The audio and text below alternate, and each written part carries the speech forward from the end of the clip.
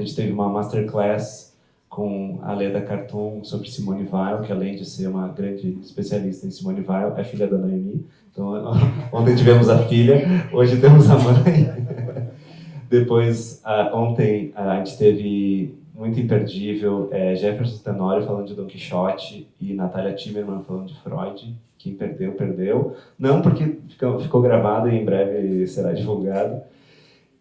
Já vou falar da mesa de hoje. E só queria lembrar a todas e todos que hoje, às 16 horas, vai ter um papo muito interessante com os tradutores do grego de Marco Aurélio e Epíteto sobre estoicismo. O estoicismo está muito na moda e também muito mal interpretado e sequestrado por coaches em geral.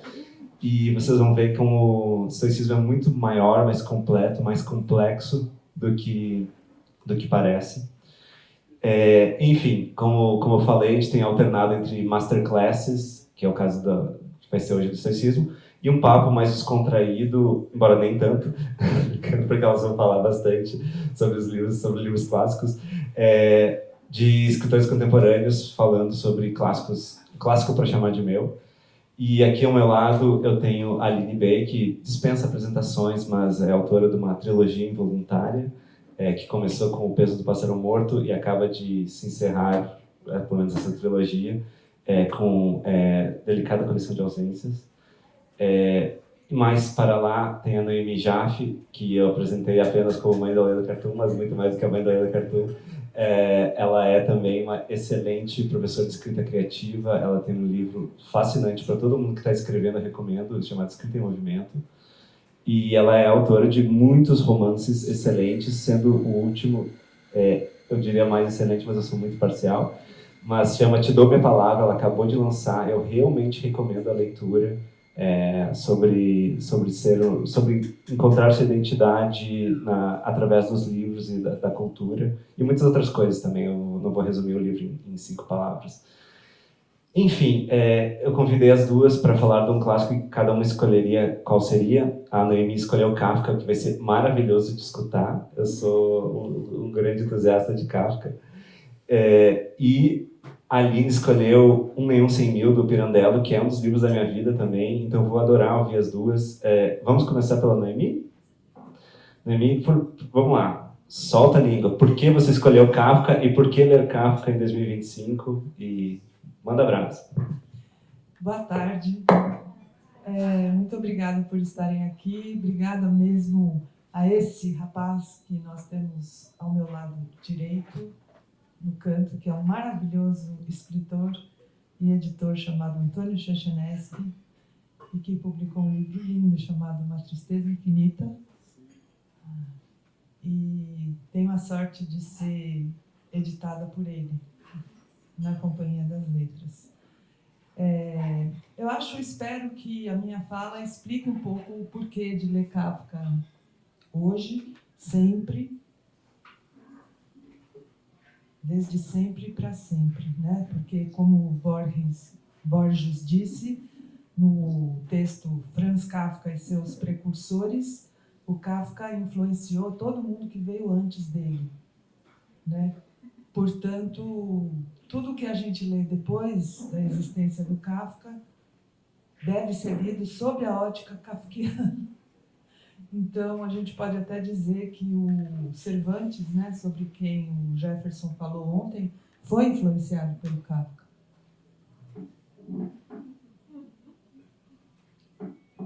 Que tem alguns autores que, depois da existência deles, depois da leitura deles, a gente lê todos os outros autores, inclusive os que vieram antes, de uma forma diferente, né? Porque a nossa mente, o nosso corpo, fica tomado por aquela linguagem, por aquela perspectiva, por aquela forma de ver o mundo, e, de certa forma, a gente acaba adotando o ponto de vista kafkiano para pensar em várias coisas da nossa vida. Inclusive, a palavra kafkiano se tornou um adjetivo na nossa língua para designar algumas situações absurdas, como essa situação que eu vou ler agora para vocês, tá? Porque, como é impossível falar do Kafka, né, a gente teria que fazer um curso de meses para poder começar a entender a obra do Kafka de uma forma geral. Então, como eu só tenho 20 minutos, eu resolvi falar de um texto, um pequeno texto, tá? Que eu acho que, não só eu que acho, outros pesquisadores, estudiosos também acham, é um texto que, mesmo diante da sua pequenez, consegue sintetizar a obra do Kafka, que, aliás, nem é muito longa e que é composta de textos quase todos muito curtos também, muito breves, porque uma das características da obra dele era a concisão, né? Eu nem diria concisão, acho que eu diria pouquidão mesmo, né?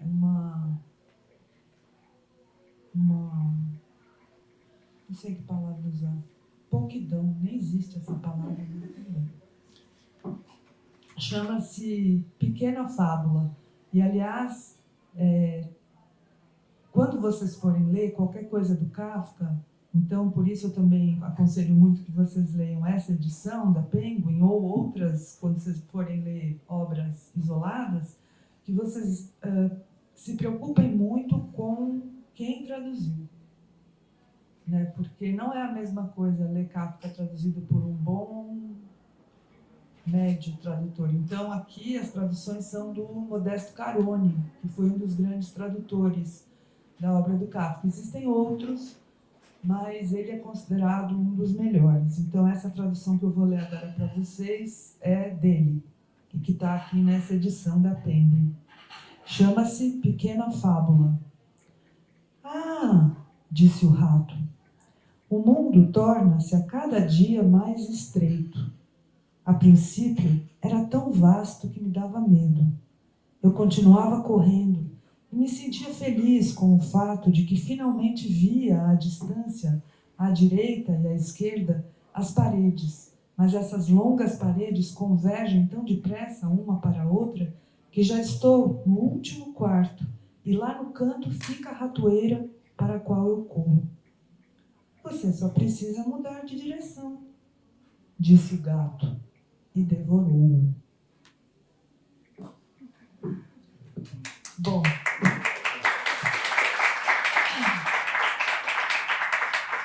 essa é a pequena fábula, né? Que eu vi no rosto de todo mundo aqui um sorriso desconfortável, porque é justamente isso que esse texto, e a maioria dos textos do Kafka, provoca na gente, uma espécie de risada contida, ou um riso envergonhado.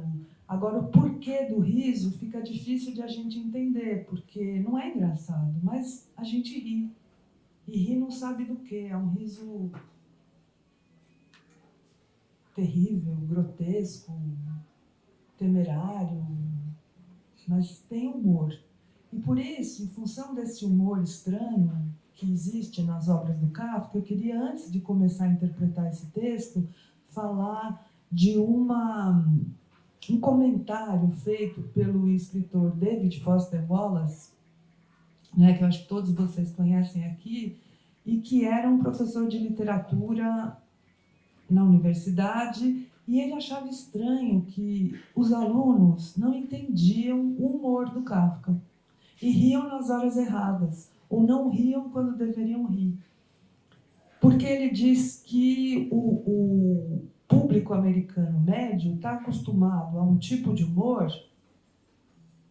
de quem compreendeu a piada, né, ou compreendeu o motivo que provoca o humor e por isso ri.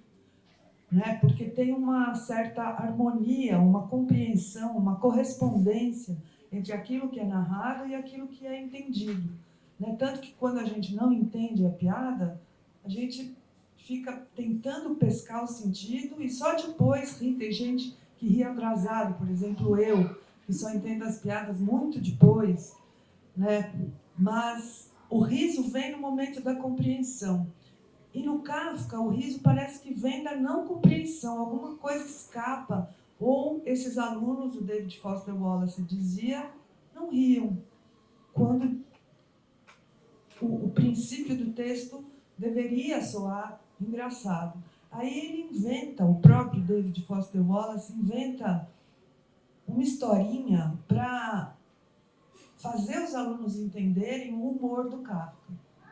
E ele diz assim, uma pessoa vai até uma porta e começa a bater na porta para abrirem, né? E ninguém abre. E a pessoa bate mais um pouco, ninguém abre, bate mais, fica esmurrando a porta, batendo forte, ninguém abre. De repente, a porta se abre, mas a pessoa estava dentro. Olha só, olha aqui os risos. Aqui fica uma coisa, nossa, será que é para rir? Será que não é? Eu não entendi. Então por que eu estou rindo se eu não entendi, se a gente ri quando entende? Né? E é esse o mesmo riso que esse conto provoca, porque, de certa forma, tem uma compreensão enviesada, uma compreensão oblíqua de que o rato somos nós.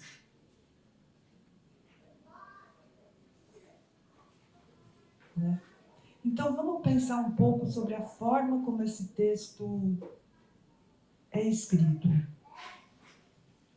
Ah, disse o rato. E aí a gente tem, disse o rato, uma pista de que realmente se trata de uma fábula que está sendo contada. Porque fábulas, se vocês forem ver na descrição, são aqueles textos narrados por animais. Então, até aqui está tudo correspondendo ao título. Pequena fábula, é pequena e tem um animal falando. Qual a intenção original da escrita de fábulas?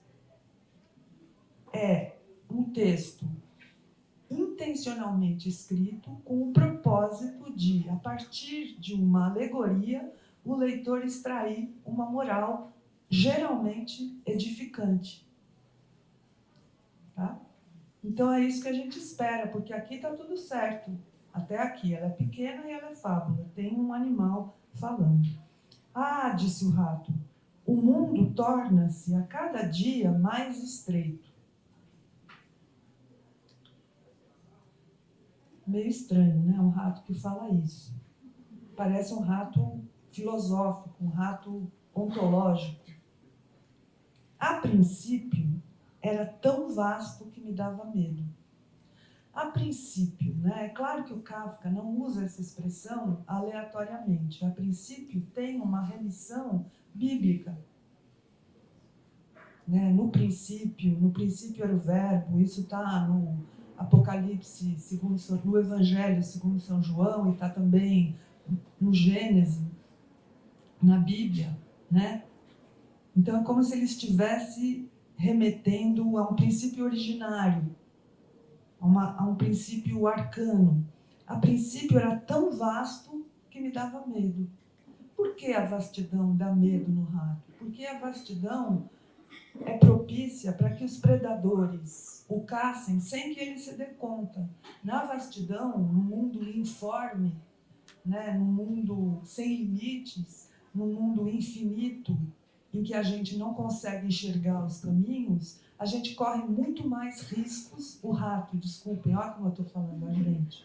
O rato corre muito mais riscos do que num lugar estreito, ou cercado, ou com limites claros, em que ele pode, talvez, encontrar um abrigo. Né? A princípio, era tão vasto que me dava medo. Eu continuava correndo e me sentia feliz com o fato de que finalmente via à distância, à direita e à esquerda, as paredes. Né? Então, um rato que vai correndo na direção das paredes, se sentindo feliz porque ele está escapando do predador informe, do predador que pode caçá-lo dentro de um espaço em que ele não percebe as distâncias, né? Mas essas longas paredes convergem tão depressa uma para a outra. Né? Então, o próprio Modesto Carone fala que nessa pequena fábula, a única atitude ativa do rato era sentir-se feliz. A única coisa. O resto é tudo passivo, são as coisas que vão acontecendo com ele. Então, ele está indo na direção das paredes, só que elas estão convergindo uma para a outra, né? De uma forma quase misteriosa e mágica. Por quê? Como é possível que duas paredes, que são duas retas paralelas, converjam uma para a outra? né? O caminho está se estreitando cada vez mais, se estreitando, o que seria a segurança dele, na verdade, passa a ser um risco, porque elas estão se estreitando demais e de uma forma não cognoscível, né? Sem que eles possam saber o motivo disso. Convergem tão depressa uma para outra que já estou no último quarto. Último quarto? Né? É como se ele estivesse correndo num espaço estreito, cujas paredes vão convergindo uma para outra cada vez mais, uma espécie de corredor composto de vários quartos, e ele quase que se sente destinado, obrigado, coagido por uma força que lhe é incontrolável, né? Uma força que ele desconhece, mas que o direciona para aquele lugar. Essa série de quartos seguidos, para mim, pelo menos, lembra bastante os corredores do processo, né? No romance O Processo, tem muitos corredores, né? Os espaços por onde o K passa, os espaços por onde ele circula, são sempre muito estreitos e cheios de salas, né? E eu me lembro de uma cena em particular que sempre me impressionou muito, que o K está passando por um corredor e ele ouve um barulho violento numa das salas por onde ele passa, ele abre a porta e o que tem ali? Um espancador, olha essa profissão, espancador espancando um funcionário do banco espancando outro funcionário. Aí o K olha interrogativamente, o que está acontecendo? Por que você está fazendo isso? E o espancador responde, eu sou um espancador, eu espanco. Né? Então é essa redução da identidade humana à sua função, que era uma das coisas que o Kafka mais criticava na sua obra, essa espécie de redução do humano à sua funcionalidade, que isso também aparece na Metamorfose, aparece em outros textos. E aqui, da mesma forma, o rato, quando ele achava que ele podia escolher a direção para onde ele estava correndo, escapando daquela vastidão, ele se dá conta de que ele não escolhe para onde ele está indo, ele está sendo escolhido pelas paredes, e como se ele tivesse necessariamente que ir para aquele último quarto, né? Essa série de corredores por onde ele passa. Mas essas longas paredes convergem tão depressa uma para a outra que já estou no último quarto. E lá no canto fica a ratoeira para a qual eu corro. Quer dizer, o rato está conscientemente, porque ele tem consciência do que está acontecendo com ele, ou seja, um rato consciente, ele está conscientemente se direcionando para o lugar que o vai destruir, que o vai matar. Né, para a ratoeira, e ele tem consciência disso e não tem como escapar. Não tem como escapar? Supostamente, se você está correndo para um vértice, é só você virar e voltar para a parte mais larga daquele triângulo, né? E é o que o gato propõe a ele. Você só precisa mudar de direção, disse o gato e devorou-o. Né? Ou seja, se correr o bicho pega, se ficar o bicho come. Né? Se correr, ele vai para a ratoeira, se ficar o gato come, e foi o que o gato fez. Essa fábula, a gente poderia dizer que é uma antifábula, né? Porque ela tem todos os ingredientes necessários para compor uma fábula, mas a sua síntese, a sua conclusão é anti-edificante. Né? Ela é quase que uma negação da ideia de totalidade que se expressa nas fábulas em geral. Que totalidade é essa? Uma totalidade moral, uma totalidade didática, uma totalidade religiosa, né? Uma totalidade que aponta para uma situação de bem-estar social. Né? E aqui você tem uma antimoral. que é o processo, talvez, o procedimento mais comum na obra do Kafka, do Kafka, não, isso não pode. O procedimento da inversão. Tá? Ele opera por inversões. Então, eu aqui listei algumas inversões que estão presentes nessa fábula, e como ela é síntese da obra do Kafka, vocês podem aplicar essas inversões a qualquer outra obra do Kafka. Uma antimoral, né? Antitotalitária, no sentido de que não visa a uma totalidade, a uma resposta, a uma verdade, a um bem, né? Então, ela é antimoral, ela inverte as nossas expectativas, porque ela propõe uma expectativa só para frustrá-la, né? Tem uma frase, um aforisma, sei lá, que se tornou um aforisma do Kafka, que é desses que é como se, sei lá, caísse o mundo em cima da nossa cabeça. Há esperança, mas não para nós. Então, vejam, né, o procedimento paradoxal que a frase instaura, porque quando você ouve há esperança, você faz, que bom que há esperança. Né? Nossa, estava tão desesperançada, mas o Kafka está dizendo há esperança. Mas, se o Kafka falou há esperança, pode ter certeza que vai vir um mas 1000 vezes pior do que a esperança que ele, por um segundo, te deu. E mas não para nós. Ou seja, a esperança existe em si mesma, existe como uma ideia, um conceito, uma categoria, mas como verdade, como realidade, como expectativa de melhora, não para nós. Né? Então,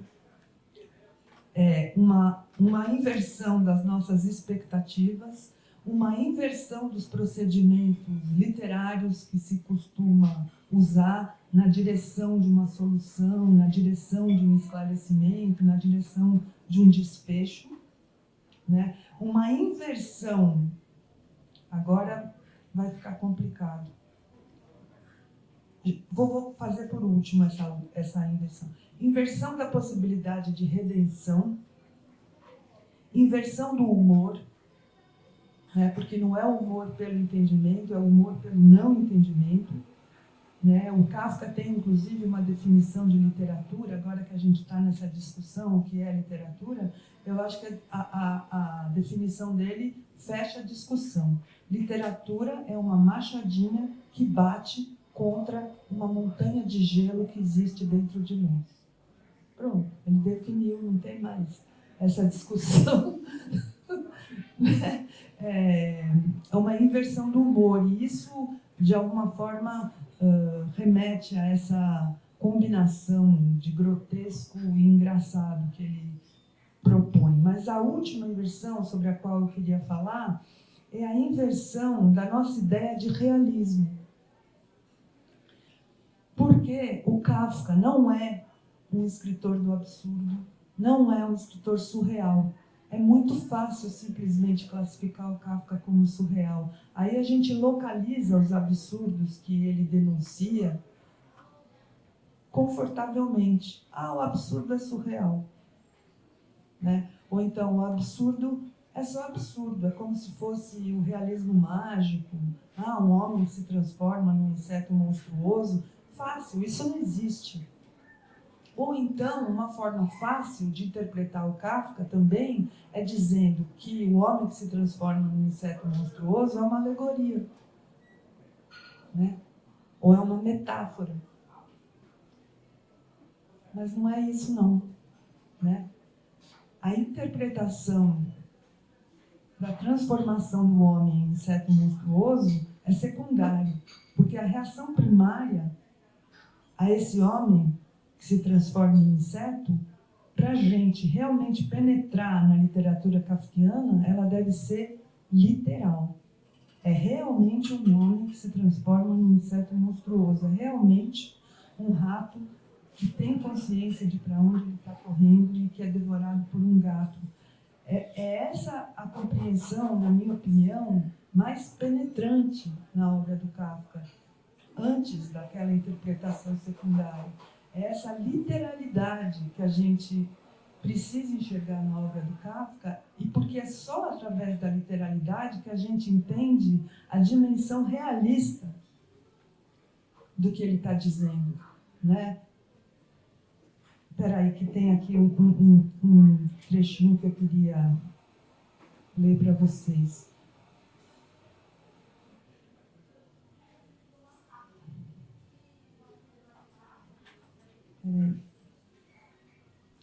Entender Kafka metafórica ou alegoricamente é, de certa forma, perdê-lo. Porque quando a gente interpreta metaforicamente, você está indo em busca de uma verdade, de uma resposta. Enquanto que se você entende literalmente, você fica ali com a batata quente na mão. E é com essa batata quente que a gente tem que ficar, a ponto de se perguntar se cada um de nós não é um inseto monstruoso, ou não está se transformando num inseto monstruoso do dia para a noite, ou se cada um de nós também não é esse rato que está se encaminhando para a ratoeira e que se tenta se voltar para trás é devorado por um rato. O Modesto Caroni, no final da interpretação, do pequeno comentário que ele faz sobre o Kafka aqui nesse livro, cada uma dos textos desse livro Médico Rural é antecedido por um comentário do Modesto Caroni. Ele fala que nesse texto, esse texto é regido pelo que ele chama de uma dialética negativa. Essa dialética negativa é um termo criado pelo Adorno, num livro que também se chama Dialética Negativa, né? E aqui eu vou ler uma citação do próprio Adorno, tá?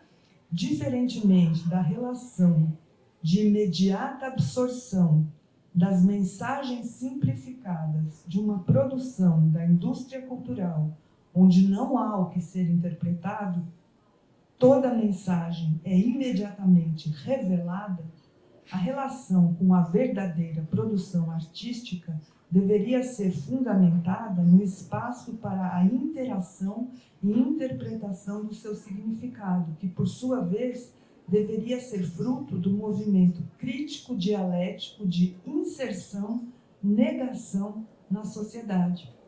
Ele fala que uma dialética positiva, né, da forma como ela vinha sendo interpretada, poderia levar a um desejo de resposta, a um desejo de totalidade, como se a síntese que necessariamente vem depois da tese e da antítese, né, dessa produção de contradições que a nossa sociedade opera, como se a síntese fosse necessariamente melhor. Como se a síntese fosse necessariamente um progresso em relação à tese a partir da qual aquela contradição surgiu. E ele diz que não, né? É negativa em relação à positividade da totalidade, ao fim das contas, autossuficiente. Quando por totalidade se entende pretensão de verdade. Essa é a ideia marxista ou hegeliana de dialética. E o Adorno propõe uma negação dessa dialética positivista. Positivista não no sentido de positivo, mas no sentido de que uma coisa necessariamente leva a outra. E a coisa que necessariamente leva a outra na obra do Kafka é ruim. É como se fosse um regresso, uma involução, uma não solução, uma perda, como se a gente estivesse sempre localizado entre a ratoeira e o gato. Para onde quer que você se vire, o mundo vasto é perigoso e o mundo estreito, para onde você corre, o mundo mais claro, mais definido, com mais limites, te levasse a uma ratoeira. Também não te dá segurança nenhuma. Então, essa é porque o Adorno diz que quando a gente tem esse pensamento dialeticamente positivo, a nossa tendência, isso ele aplica à indústria cultural ou à cultura, a nossa tendência é que as coisas melhorem no final.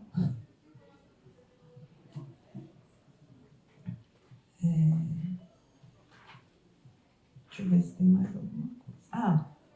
Só para terminar, eu queria fazer uma outra citação do Milan Kundera, ele falando também sobre a diferença entre o tempo do Dostoiévski e o tempo do Kafka. E ele diz assim, é quase como se fosse essa progressão da dialética negativa do Dostoiévski para o Kafka. Ele diz assim, no tempo do Dostoiévski, o culpado ia atrás da punição, né? O que acontece com Raskolnikov. Ele mata e depois ele mesmo acaba, de certa forma, se entregando à polícia. E o Kundera continua. No tempo do Kafka, a punição vai atrás dos culpados. Né? Todo mundo é culpado. E todo mundo está correndo o risco de ser punido, não se sabe por quê, nem quando, nem como, nem por quem.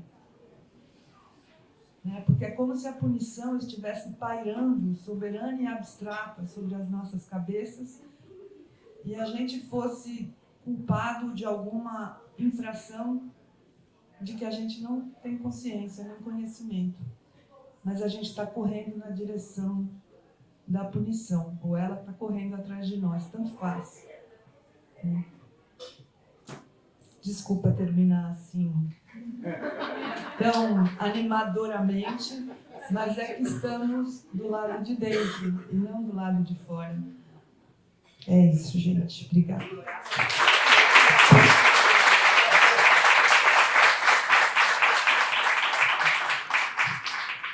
Bom, gente, boa tarde. É uma audácia imensa falar depois da professora Noemi, grande autora, né? Eu estou aqui e vou tentar fazer um testemunho da minha leitura, muito particular. Peço licença, então, às pessoas que estudam Pirandello, que estão aqui. Vou dizer muito mais de mim do que do livro, né? Que eu acho que é um pouco o que acontece. Ouvindo a Noemi e anotando algumas coisas, eu percebi que a gente tem pontos em comum, o riso e a questão da identidade, quando a gente fala desses dois autores. Eu até trouxe a obra, um ensaio de um filósofo que se chama O Riso. Eu vou ler um trecho aqui que ele diz muito dessa função social do riso, né? Que eu sinto que tem muito aqui no Pirandello. E a questão da identidade, acho que para todo mundo que está familiarizado com a obra do Pirandello, sabe que esse é um dos grandes temas que orbitam a obra dele. E ele é um autor, eu vou contar um pouco como eu conheci essa obra. Ele é um autor que eu conheci no teatro, pela sua dramaturgia. Ele tem peças muito importantes, acho que todo mundo que faz teatro passa pelo trabalho dele. 6 personagens à procura de um autor, foi um espetáculo que a gente não chegou a montar, mas ensaiamos algumas cenas. Assim Se Lhe Parece. Se vocês forem já ouvindo os títulos, né, esse aqui que eu vou falar hoje é um romance, Um Nenhum 100 Mil, todos eles ecoam e reverberam em alguma coisa que a gente consegue agarrar como uma região de interesse que o Pirandello tem. E eu, como autora, eu também tenho regiões de interesse que se repetem e se renovam pelo modo como eu vou me aprofundando em cada uma delas. Então, isso já é um ponto em comum da minha obra com o procedimento que o Pirandello usa. Eu descobri esse livro da seguinte forma. Eu estava dando uma oficina, inclusive na Companhia das Letras, na época da pandemia. Eu tinha acabado de publicar meu segundo livro. E a gente estava fazendo essa oficina online. Era uma oficina onde eram 3 encontros e eu destrinchava 3 procedimentos que eu uso para construir meu trabalho. O primeiro deles são as obsessões. Eu acho que tem tudo a ver com isso que eu já estou falando para vocês da questão da identidade, né, no Pirandello. As coisas que nos perseguem, os nossos assuntos, as coisas que a gente precisa escrever sobre. Caso contrário, a gente pode vir a enlouquecer, ou a coisa enlouquecer sem nós, enfim. Então, as obsessões era o primeiro tema. E o segundo tema era uma questão de máscaras e identidade. E aí eu propus um exercício, que era um exercício que chamava Ida ao Espelho. E eu convidava cada pessoa que estava na oficina para fazer isso em casa, de preferência na solidão. E quem já conhece a obra aqui de Um Nenhum Sem Mil já vai encontrando aí as reverberações, e que pudesse encontrar no espelho uma outra máscara de si, e que quando encontrasse essa outra máscara de si, pudesse sustentar ela por um período, ser esse outro em si, e escrever um texto com o outro que nos habita. Era essa a proposição. E aí um escritor que estava na oficina, ele pediu para falar. E ele falou: Aline, você já leu o Um Nenhum Sem Mil, do Pirandello? Falei: não. Ele falou: é exatamente o que acontece no livro. Então eu fiquei muito curiosa e corri para ler.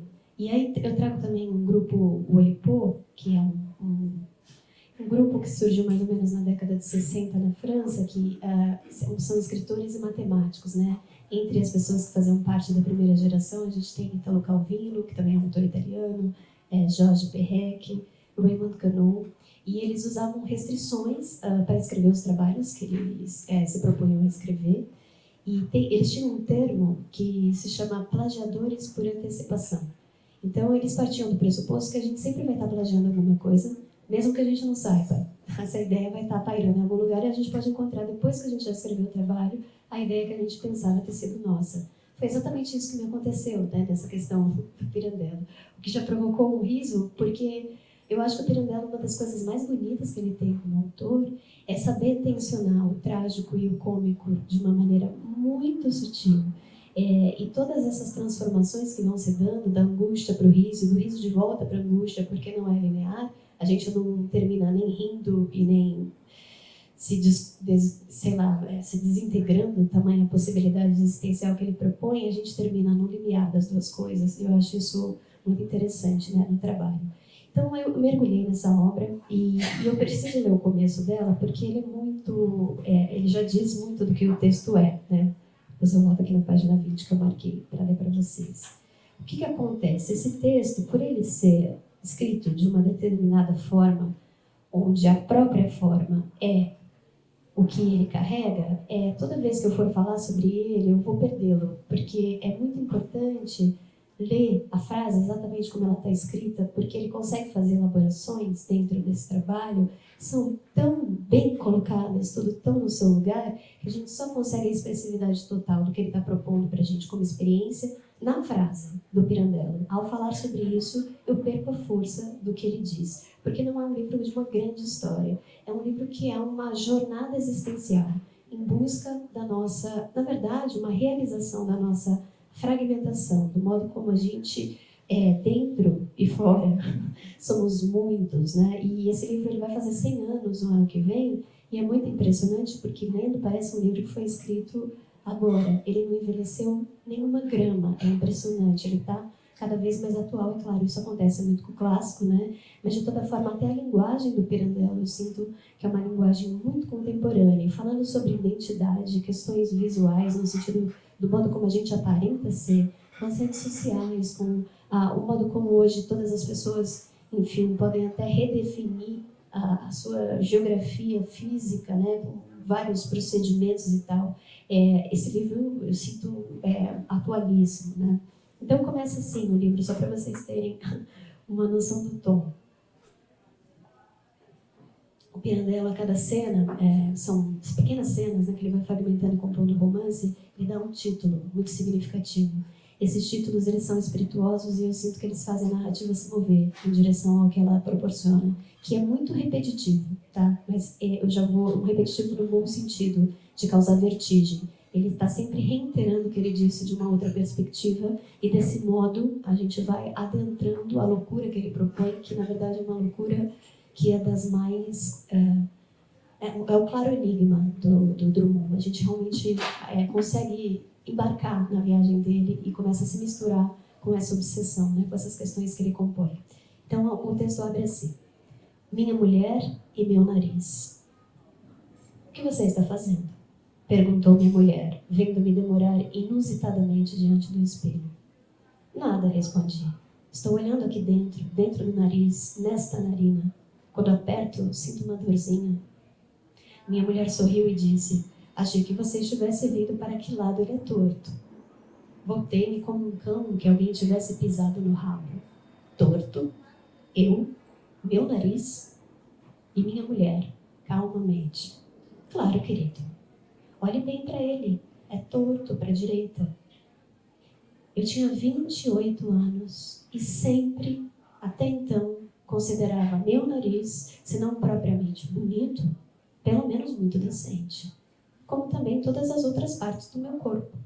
Por isso tinha me sido fácil admitir e afirmar o que geralmente admitem e afirmam todos os que não tiveram a desgraça de possuir um corpo deformado, ou seja, que é uma bobagem se envaidecer com as próprias feições. A descoberta repentina e inesperada daquele defeito irritou-me como um castigo não merecido. Enfim, esse é o começo e vai indo, velho, vai indo. Mas tudo começa então com uma observação de uma pessoa muito próxima, que é a esposa dele, que diz então que o nariz dele é torto para a direita. O que acontece é que ele vai percebendo que de fato o nariz dele é torto para a direita, entre outros defeitos que ele vai elaborando junto da mulher, mas o pior não é isto. O pior é esse desconhecido de si, não é? Que o outro, na verdade, tem o privilégio de observar de uma certa perspectiva que nós, que estamos dentro de quem somos ou do que imaginávamos que éramos, não alcançamos jamais. Porque não se vive e não se observa na mesma medida.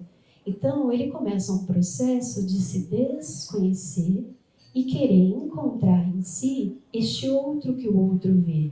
Ele chama moscarda, e ele começa a perceber que ele não é um moscarda, mas muitos, porque ele não é só um moscarda que a mulher construiu nele para si, mas também muitos outros moscardas que é o modo como cada pessoa o vê.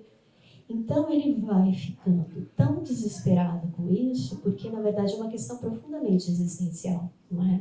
E ele, no primeiro momento, parece uma coisa banal, a gente vai rindo com o personagem, a gente vai se divertindo pensando nos nossos próprios defeitos, né? Porque não é bem um defeito, mas alguma coisa que se estranha em si, e a partir desse estranho o outro.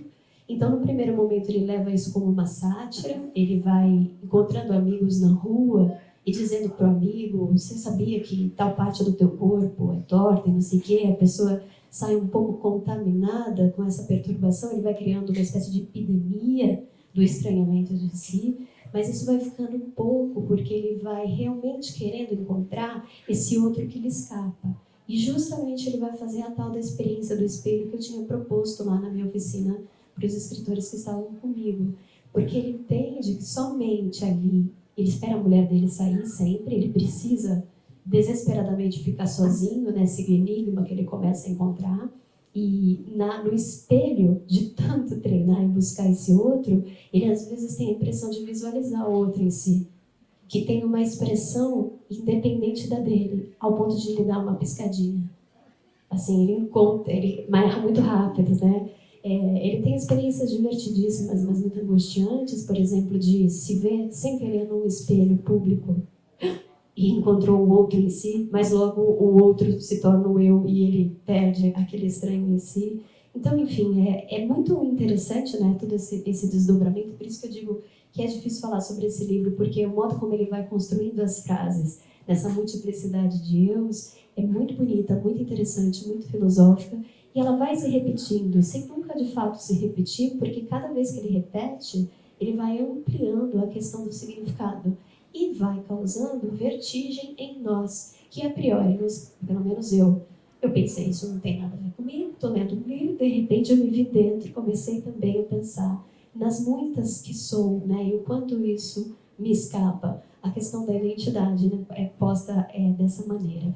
Inclusive, a esposa dele, que chama Dida, ela chama ele de Gengê, que é um apelido que ela deu para ele. E isso começa a torná-lo também muito... começa a incomodá-lo num ponto, porque esse Gengê não é ele. É justamente o marido que ela o ama e construiu para si, que não tem nada a ver com ele. Ao ponto de, às vezes, ele dizer coisas para ela sobre quem ele é, e ela negar, dizendo que ele não é assim, porque o Gengê não é assim. O Gengê, quem é Gengê? Ele diz, minha mulher, chega um momento assim que ele diz, minha mulher tá beijando a boca de outro, que não sou eu, beijando a boca dele. É muito divertido, mas é muito angustiante, porque ele nunca esquece de tornar a experiência profundamente existencial, profundamente filosófica mesmo, sabe? Eu acho que ele faz esse trabalho sempre pela linguagem. Então, bom, como eu disse para vocês, ele cria essa epidemia do estranhamento do eu, ele experimenta a si mesmo no espelho para buscar si, e ele começa, depois de construir, de perceber esse GMG e a esposa, ele começa um processo de destruição de todos os moscardas que as pessoas que ele conhece sabem e conhecem. Então, ele ultrapassa a questão física e começa a tomar atitudes que vão mudar a vida e o que as pessoas esperam dele mesmo como figura, né, no mundo. Então, ele começa um projeto de destruição de tudo o que as pessoas esperam de moscarda que elas construíram para si. E ele vai fazendo isso por todo o livro. É muito, muito forte, assim, muito bonito. E uma das coisas que eu acho mais interessantes nesse livro é o modo como ele convoca o leitor constantemente para essa experiência de testemunho desse procedimento que ele tem. Porque é um livro em primeira pessoa, então a gente vai acompanhando na pele do personagem toda essa revolução. E ele também nos chama pelo nome, leitor, o tempo todo. Então, às vezes a primeira, às vezes a segunda, ele chama você, quando ele já chamou a gente de leitor diversas vezes. Quando ele fala você, a gente já sabe que somos nós. Então, ele nos inclui no jogo. E o mais bonito é que, como ele está falando aqui não de uma nova personalidade, mas de fragmentações, de multidões de eus, ele também nos chama no plural. E aí, quando ele diz leitores, eu já não sei se ele está dizendo nós todos, ou todos os eus de mim, entende? Já me perdi, já estou na verdade, tudo que eu sabia sobre quem eu era, já se desmembrou. Então, para mim, só um autor que sabe escrever teatro como ele sabe, consegue proporcionar esse tipo de experiência performática para o leitor. É uma convocação muito sofisticada, né, incluir a gente nesse jogo, porque se fosse só ele sozinho, ia ser só risível. Como a gente está implicado, se torna angustiante, porque a gente começa a fazer uma viagem que não foi nem a gente decidiu. Ninguém tinha dito pra gente que o nosso nariz era torto para a direita. Mas o inferno está posto e todo mundo adentra isso, né? Agora, essa questão do humor, né, não linear, como eu coloco aqui, porque ele vai caminhando do riso à angústia, e ele vai e volta em toda essa tensão, tem muita ironia, tem uma autopercepção sarcástica, mas tem momentos que me parece que ele adentra tanto, o personagem adentra tanto a angústia do que ele está compondo, que ele perde até o humor, ele esquece da gente, ele entra só em si e começa a elaborar tudo isso. Mas o trecho que eu queria ler para vocês aqui do Bergson, que ele diz do humor como o humor ele tem um papel social. Eu nunca tinha pensado desse modo, porque na verdade a gente ri do que é rígido, porque a vida ela é movimento, certo? E ela precisa ser movimento. Então, quando alguém que a gente é risível, é porque alguém ficou obsessivo numa determinada situação, um determinado arquétipo, entende? Isso é risível, porque a pessoa precisa, o riso é um castigo social, porque rindo a pessoa afrouxa e se inclui novamente no movimento da vida, porque com essa rigidez ela está à parte. Então, eu vou ler aqui para vocês entenderem melhor. As primeiras observações de Bergson permitem, dado esse contexto, explicitar melhor o papel social do riso. A vida em sociedade exige de nós um constante esforço de adaptação, sem o qual muitos desequilíbrios podem ocorrer. Mas para viver bem é preciso elasticidade e tensão, e o cômico explora situações em que esses dois aspectos diminuem de intensidade. O corpo vivo é essencialmente plástico, dotado de elasticidade, veículo de um espírito que pode agir no mundo justamente pela tensão que é capaz de imprimir a partir da vontade. Enfraquecidas essas duas forças produzem reações inadequadas, improdutivas e mesmo nocivas para o tecido social. A diminuição da atenção, isto é, a distração e o enrijecimento do corpo, das ideias e do caráter, configuram perigos para um grupo cuja coesão é constantemente ameaçada por fatores externos os mais diversos. Este é o quadro delineado pelo filósofo e no qual se insere a primeira e mais básica função do riso: castigar o cômico que a rigidez representa, na medida em que ela se opõe à maleabilidade indispensável ao ajuste vital e social. De fato, quando o Moscarda ele começa a se aprofundar nisto que ele percebe de si e do outro, ele se torna profundamente rígido e a parte da sociedade. Ele vai minando não só as relações que ele encontra com as outras pessoas, ele vai destruindo tudo que ele conhecia e que as pessoas conheciam dele, e ele vai se tornando um corpo à margem, à beira do enlouquecimento, de fato, porque ter uma forma é um modo de caber socialmente, né, num espaço. Ele vai desfigurando essa forma que era conhecida a partir do físico, mas adentrando também o emocional, o psicológico, ao ponto da mulher, por exemplo, terminar com ele, acabar o casamento e acabar muitas outras relações que ele estabelece, porque ele está implodindo tudo isso, se tornando um objeto à parte, ficando fora, né? Esse é o caminho que ele faz. Mas aí, misturando tudo, porque eu estava lendo Lacan para estudar minhas coisas, não sei nada de Lacan, já peço super desculpas, mas estou trazendo porque é um testemunho de leitura, e é muito doido quando a gente lê, a gente vai encontrando pontos, né, que vão se associando nas leituras que a gente vai fazendo de uma maneira, inclusive, muito espontânea. Mas o Lacan diz uma coisa aqui que eu achei tão significativa, porque quando eu terminei a experiência de leitura do Um Nenhum Sem Mil, e também a de releitura, eu fiquei pensando, mas esse personagem, ele está fazendo uma viagem de dentro para fora, para depois se transformar num outro, mas, como posso dizer, há esperança? Acho que essa é a pergunta, né? Há esperança para esse corpo que se dilui nesse estado de pensamento das personalidades? Ele se cura de algo? O que acontece, né? O que é essa experiência de desintegração de tudo que se conhece de si e do outro? E aí eu achei aqui algo que pode trazer, talvez, uma chave de leitura no final do romance. Ele diz assim, o sujeito só é sujeito quando é capaz de experimentar em si mesmo algo que ultrapassa, algo que faz com que ele nunca seja totalmente idêntico a si mesmo. Uma experiência de desidentidade capaz de nos adoecer, mas também de nos curar. E aí eu falei, meu Deus, isso é uma chave de leitura desse livro. Aí o que eu queria mais dizer para vocês? Outra coisa, o riso, a pulsão de morte, o tom... tem uma coisa bonita, porque assim, o Pirandello, dramaturgo, né, que era o Pirandello que eu conhecia, ele tem diálogos maravilhosos, sensacionais. É muito bonito perceber, para quem escreve aqui, quem gosta de escrever, como ele consegue trazer os personagens para a cena, materializando essas figuras apenas pela fala deles. A gente tem 2, 3 personagens conversando e a gente tem uma materialização dessas pessoas no sentido não só físico, mas também espiritual. A gente sente essas pessoas em cena, com poucos traços que ele traz. É muito bonito quando ele coloca esses personagens para conversar. E ele usa esse recurso, né, dos diálogos com bastante... de uma forma bastante contínua, muito orgânica. E eu sinto que o fato dele ser dramaturgo ajuda ele a compor uma espécie de romance que me interessa muito, né, que é um romance que dá voz para personagens, que a gente consegue ver materializadas situações. Isso, para mim, é uma coisa de pessoas que entendem da cena. E ele tem um tom que eu sinto que é irônico, né, que sabe rir de si mesmo, mas que tem uma linguagem muito peculiar, que cabe o lirismo. Ele tem cada construção. Eu separei aqui um monte de coisa, mas, enfim, não quero ficar... Eu vou ler só um trecho final aqui para terminar meu testemunho, mas ele cabe assim momentos de muita angústia ou de devaneios assim existenciais. Ele traz uns achados sobre a vida, umas observações assim muito bem construídas, extremamente líricas, que caberiam num poema. Então tem momentos poéticos maravilhosos.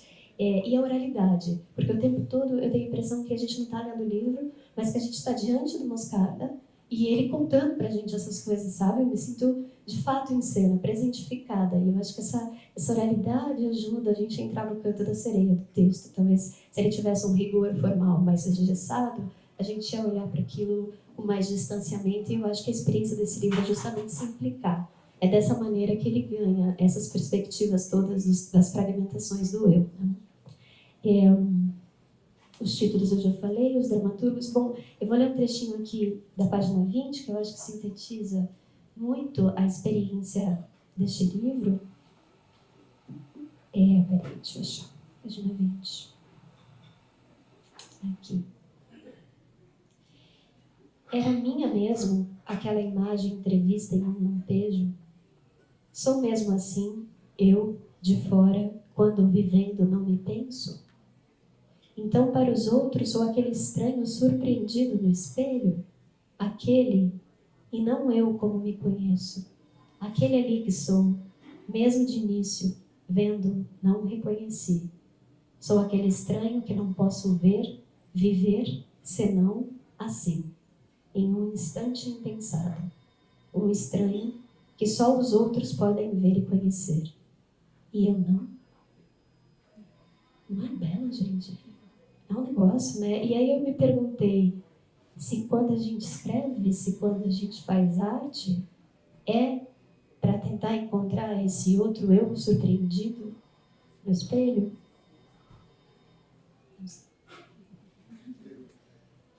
Obrigada.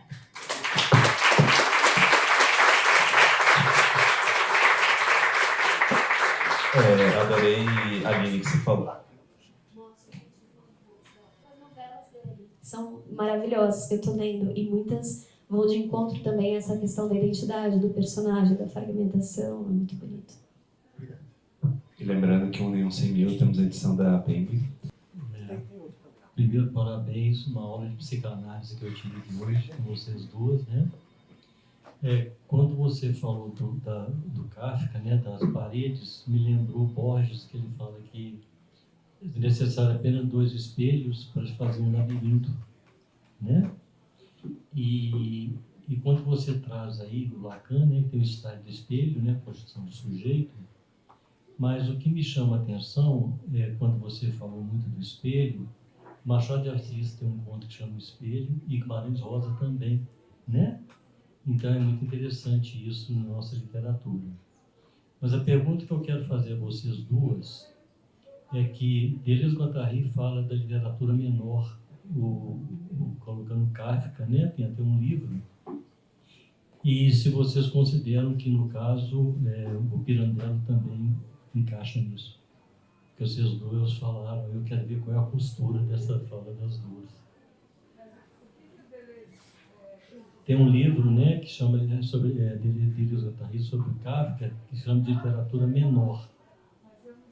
É a pouquidão. E se o Pirandello também entra nisso, vocês considerariam que a gente poderia fazer essa postura? Do Pirandello com Kafka dentro desse contexto de literatura menor. Não, esse livro do... Segue também.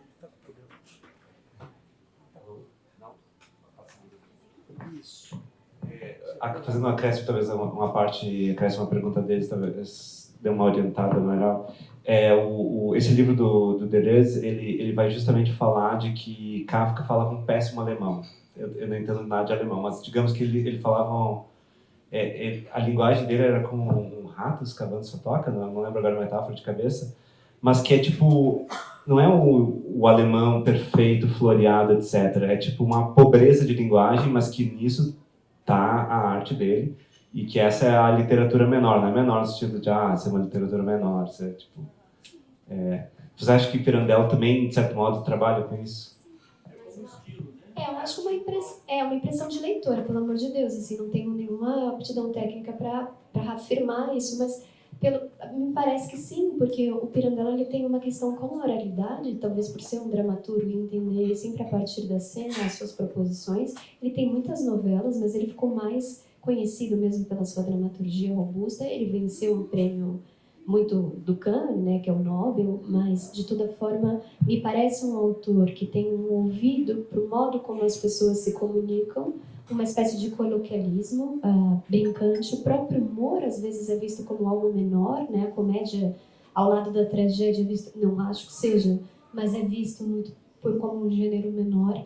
E eu acho que a questão da repetição, que eu acho que todos os autores que têm um universo particular muito claro, como Kafka tem, como o Pirandello tem, tem talvez um modo como a crítica olha para isso como se fosse uma coisa menor, porque eles têm um pequeno espaço que fica perseguindo ali, escavando e ressignificando. Eu particularmente adoro artistas com seus universos menores, para mim são os maiores. O Marcelino, inclusive, que foi meu professor de escrita, Marcelino Freire, ele fala sempre assim, menor, menor, menor, menor, menor, menor, menor, tipo o enorme do menor, menor, menor, menor, menor, entende? Então eu acho que tem isso assim nesses autores de menor enorme, sabe?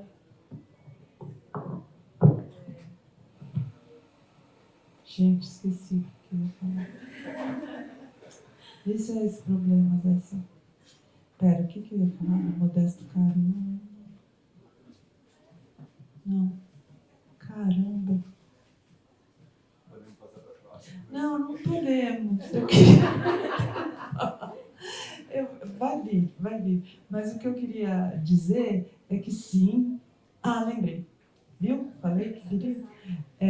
O Modesto Caroni dizia que o alemão do Kafka era um alemão cartorial e que era um alemão intencionalmente cartorial, como se ele se impusesse a artificialidade desse alemão, que não era a língua nativa dele, para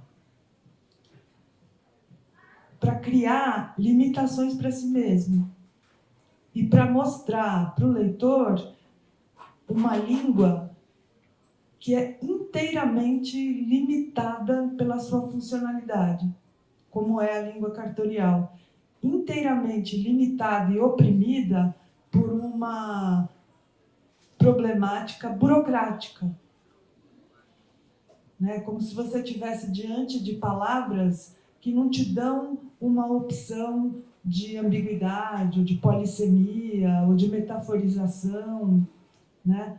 Então, ele propositalmente usava essa linguagem, fora que ele trabalhava, né, numa empresa de seguros, então ele conhecia essa linguagem mesmo.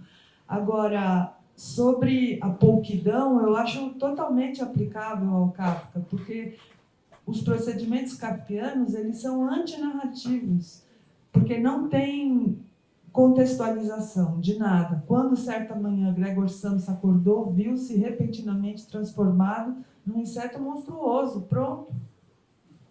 Né? Não tem contextualização, não tem caracterização, não tem descrição física dos personagens. Né? Ele trabalha por metonímias, são sempre, por exemplo, o interrogador que faz as perguntas para o K, qual é a característica dele que a gente sabe? Enquanto ele fazia as perguntas, ele tirou os fósforos de uma caixa e ficou alinhando para medir quais eram maiores e quais eram menores. Então, enquanto ele está te perguntando sobre um crime que você não cometeu, ele está ali alinhando os fósforos. É por aí que você descobre qual é a personalidade desse delegado.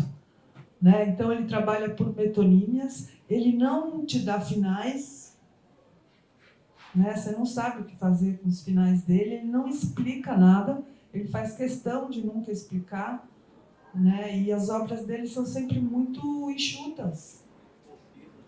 O porteiro, exatamente, né? Diante da lei. Né? Você fica com aquela, como eu disse, a batata quente na mão. Ali tinha uma pergunta. E você? Obrigada.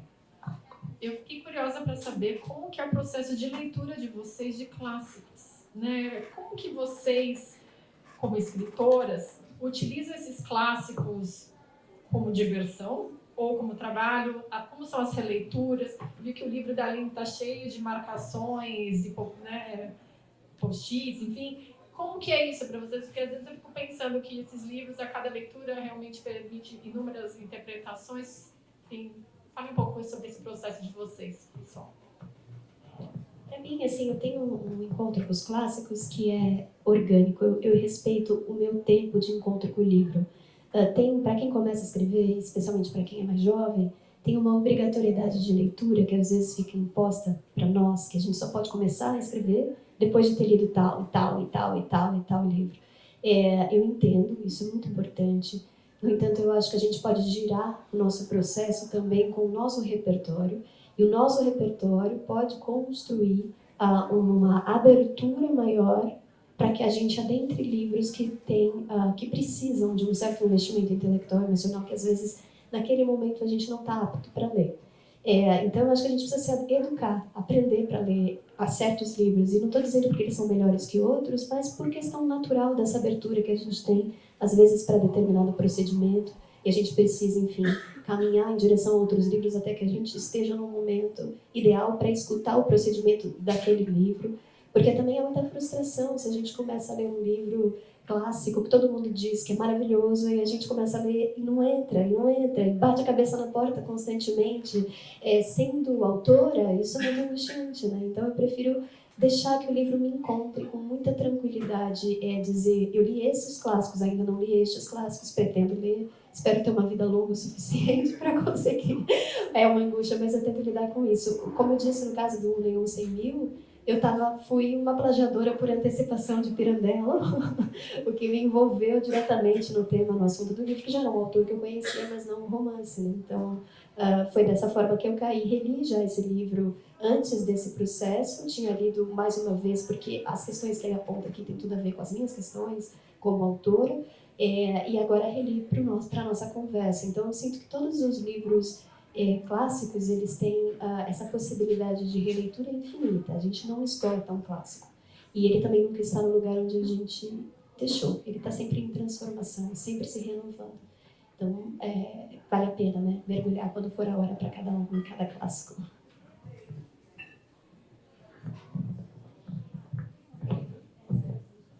Acho que eu concordo bastante com o que a Aline disse. Acho que a nossa relação com um clássico precisa ser, ao mesmo tempo, de idealização e desidealização, né? Você não pode ler também como se você estivesse se aproximando da Capela Sistina, né? De uma forma sacralizada e quase impossibilitando a leitura. E também não pode ler como se fosse Sabrina, sei lá. Né? Um livro que você lê por diversão. Então, eu acho que quando a gente lê um clássico, pelo menos nós, escritoras, acho que a Aline também vai concordar, a gente está sempre, ao mesmo tempo, enjoying, acho que não tem uma palavra para isso em português, porque não é se divertindo, né? Curtindo e aprendendo. Né? As duas coisas. Então, não tem muito como você ler, sei lá, Dante, né, e não ficar o tempo todo se espantando com as técnicas, né? Cada metáfora que ele usa, as rimas, o ritmo, as palavras, né? Eu acho que para uma escritora, a gente está o tempo todo trabalhando. Né? A gente está trabalhando agora, quer dizer, agora a gente está trabalhando mesmo, mas estou dizendo no sentido de que a gente está escrevendo o tempo todo. Né? A gente está o tempo todo vendo as coisas e pensando, puxa, como eu posso escrever sobre isso? A Aline falando, eu já pensei, nossa, preciso ler esse livro, preciso ler isso, nossa, olha as anotações dela, preciso, quem sabe eu vou escrever um texto sobre isso, sobre o espelho, tarará. Então, lendo um clássico muito mais, mas também não dá para ler assim, como se você estivesse rezando. Né? Como o André Conte, que é um dos grandes especialistas na obra do James Joyce, do Ulisses, fala, primeiro, se você quiser ler Ulisses, lê que nem um livro de uma historinha. Né? Primeiro lê assim, você vai ver que você vai entender, que você vai conseguir, que tem começo, meio e fim. Depois você vai pegar os manuais, né, para aprender todas as alusões que tem lá dentro, mas primeiro lê como uma história, porque tem uma história. Temos tempo para uma ultimíssima saideira. Alguém? Eu tenho 1000 perguntas que eu anotei caso vocês empacassem. Eu tenho uma pergunta bem besta, mas importante. Você já tratou um pouco disso, mas eu queria, já que você escolheu Pirandello, assim, como a leitura de Pirandello influenciou a escrita de algum livro seu? E, no seu caso, onde Kafka está nos seus livros de ficção? Para mim, o Pirandello, ele é um autor que é como se os procedimentos que ele teve coexistissem com os meus. Então, eu me sinto autorizada a continuar com as coisinhas que eu faço, porque um grande autor como ele me parece ter pensado por essa mesma lógica, por essa mesma ótica. Da questão da identidade, eu acho que tem muito isso nos meus livros, talvez não na primeira camada, mas, por exemplo, eu tenho no meu primeiro livro uma protagonista sem nome, né? Que é uma, nenhuma e 100.000, exatamente, porque, na verdade, como ela está numa experiência de perda, que é uma experiência que pode ser calçada por qualquer mulher, ela vai se tornando cada uma de nós e continuando sendo quem ela é. Então, mesmo que não seja conscientemente, eu penso, poxa, o Pirandello tem esse livro e isso espelha o meu processo, ainda assim, por ter lido ele, por ser um autor que faz parte do meu imaginário particular, né, as referências que eu tenho e caem conscientes do trabalho acabam sempre reverberando ou colidindo e coincidindo com as coisas que eu faço também. Bom, acho que o meu trabalho literário tem pouco a ver com o do Kafka, mas em alguns aspectos eu diria que sim, que a índole kafkiana está um pouco no que eu escrevo, no sentido, primeiro, do judaísmo, né? Então, muitas dúvidas que o Kafka tinha em relação ao judaísmo, em relação ao sionismo, a relação com Deus também. Então, quem lê meus livros sabe que tem sempre uma pergunta sobre Deus, né? Especialmente nesse último livro, Não Te Dou Minha Palavra, essa dúvida aparece muito. E depois também a outra coisa que eu acho que talvez sejam algumas perguntas sem resposta, né? Algumas coisas que eu faço questão de deixar abertas, né? Como, não quero ficar citando o livro, mas eu acho que o livro termina, o meu último livro, assim, né? Termina de um jeito que eu espero que o leitor fique meio, um pouquinho pelo menos, paralisado diante da última frase. Assim, um riso contido também. É isso. Bom, gente, aqui não temos mais perguntas. Eu queria agradecer especialmente a Noemi e a Aline por essas verdadeiras aulas, não foram apenas testemunhos de leitura. Eu queria lembrar a todos e todas que, além do Pirandello e do Kafka que estão à venda, os livros das duas estão à venda aqui. Quem quiser pegar um rabisco, elas com certeza não vão negar. Então, quem quiser um autógrafo, esse é um bom momento. Elas esperam aqui. E leiam a Aline, leiam Noemi, leiam Kafka e leiam Pirandello. E viva a Viver da Vila, viva a Penguin, e obrigado a todos e todas.